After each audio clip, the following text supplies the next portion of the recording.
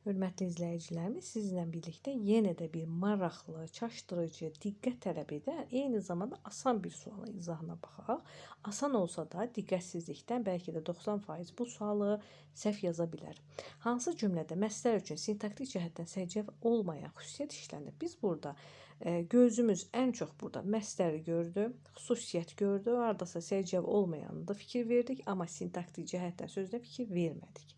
Əgər vermədiksə, deməli səhv cavabı orada götürəcəyik. Sintaktik cəhətdən nə deməkdir? Yəni sintaksisdə keçdiyimiz cümlə üzvü kimi hansı səciyyəvi olmayan xüsusiyyəti var? Bax, biz bunu həm morfologiyada məsdər haqqında keçərkən qeyd edirik ki, larlər cəm şəkilçisini qəbul etmir.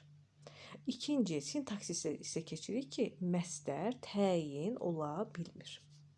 Bu ikisindən biz larlər görsək burada baxmırıq, çünki bu morfoloji cəhətdəndir. Biz baxmalıyıq təyin rolundadırmı hansısa bir cümlədə.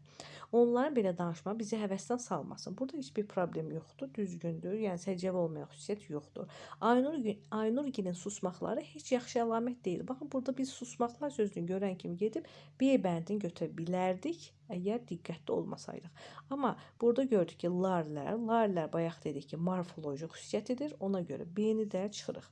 D bəndində deyilir, xaricdə təhsil almaq üçün çox çalışırdı. Burada heç bir problem yoxdur. Y bəndinə vətəni qorumaq üçün əsgər yollandı. Burada da səciyyəvi olmayan xüsusiyyət yoxdur. Məktəblərimizə bədii kitablar oxumaq kimi vərdişlər aşılamalıyıq. Nə etməliyik? Aşılamalıyıq. Nəyi? Vərdişləri.